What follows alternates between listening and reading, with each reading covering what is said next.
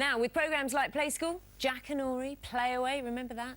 Floella Benjamin has been entertaining and enthralling children for the last 40 years, but there's a lot more to her than that. Singer, actress, author, university chancellor, and now a member of the House of Lords. Baroness Benjamin of Beckenham has come a long way from arriving in Britain as a child from Trinidad and initially encountering a prejudice she didn't even know existed. Tommy's been to meet her. A house with a door. 4 scarlet berries left upon the tree. Thanks, said the blackbird. These'll do for me. Oh, hello. My name is Floella, and I'm counting the twinkly stars in the night sky. How many can you see? Floella Benjamin, just saying the name. I've been saying it to people on my way to interview you today, and everybody just smiles and grins and makes this, Floella noise. Is that a normal reaction that you get everywhere you go? Everywhere I go, people tell me that they're my Play School babies. Because, you know, I started children's programs 40 years ago. And when I started the program, I didn't realize the importance of me being on the screen for children, looking down the camera lens and speaking to that one person.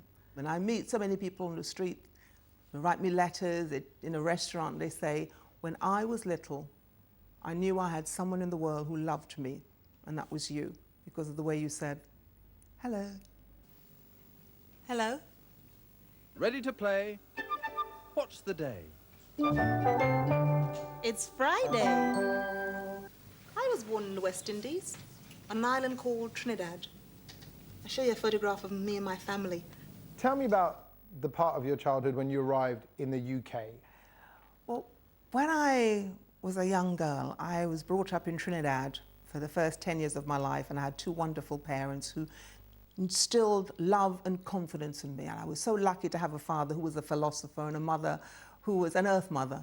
And so when I came to Britain, having to face adversity, because of my background and where I'd come from, helped me to deal with this kind of animosity, this violence, this kind of rejection that I had to face as a young child. How bad was that racism?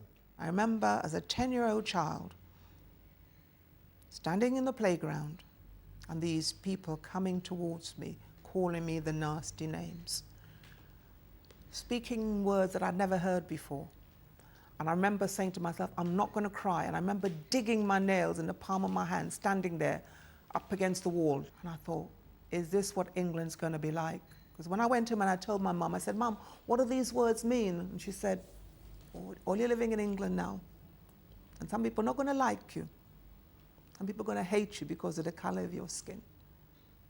And I remember looking down, I feel like crying now. Why are they going to hate me? Why? Why? And as a 10-year-old child, that was pretty tough to take. And I started fighting my way through life until I had what I call my spiritual moment. When I was 14, I was having a fight. Someone was calling me names, nasty names. And suddenly I heard a voice that said, Floella, what are you doing? Because of this boy's prejudices, his ignorance, his stupidity, you're going to get yourself into trouble. Stop it. Believe in who you are. Think about who you are. Respect yourself. And the world will start respecting you too. And that's when I learned to smile. And that's why I pass that message on time and time and time again. And I do it through my book. If you read my book, Come Into England, you'll see there's a strong message of belief and determination that nobody can get you down. That's the secret, you see. You remember and you forgive, but you don't let it eat you up. Those are incredible values, and it feels very godly, feels very spiritual, feels very much faith-driven. Is that where it comes from as well as your parents?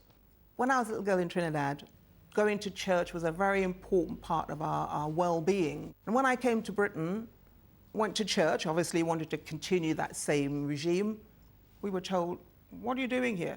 You're not wanted in this church. We don't want your kind here. And so my church became my head, my inner temple, the power of good.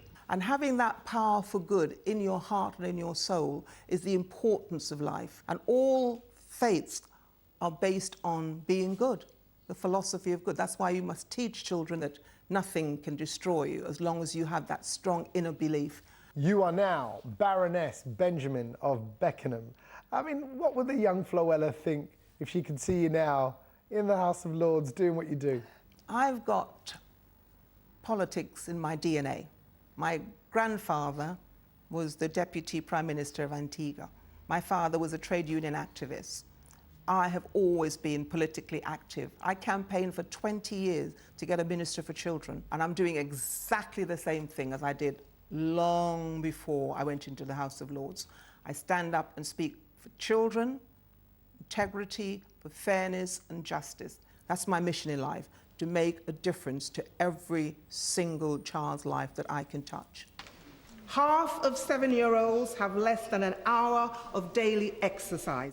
And being Baroness Floella Benjamin of Beckenham is very significant for me, because when my parents wanted to live in Beckenham and went to view a house in Beckenham, they sent the police to arrest us because they say black people don't live in a place like this. And my mother said, yes, we're going to live here. And she's now buried in Beckenham Cemetery, so she died before I became a Baroness. And I went to the cemetery and I said, Mum, Dad, I'm claiming Beckenham for you. I'm going to call myself Baroness Benjamin of Beckenham. When you were Chancellor at Exeter University, did you hug every graduate? What did you do? Yes, I was a Chancellor at Exeter for 10 years. And I decided when I became Chancellor that I would hug people, because I love hugging. I never missed a single graduation ceremony. And they all, shout, Chancellor, we love you. I love giving that love and affection to them, because I know they, in turn, are going to go out and change the world. Wow. Well, listen, you're the TV presenter's presenter, because we all grew up watching you on the TV. I need to know that I've graduated from the University of Floella Benjamin's presenting BA honours. Can I get a hug? Oh, I'm going to get the hug. Have I passed? You passed. I've passed. Come on over here then, girl. There you go. Lovely. Here we go. Thank you so much, Floella Benjamin. Thank you. Thank you. But it's time for us to go now, until tomorrow. Goodbye. Bye-bye. Tommy never gives up the chance of a hug, I tell you. Baroness Benjamin, or just Floella, to millions, still inspiring young people. Today is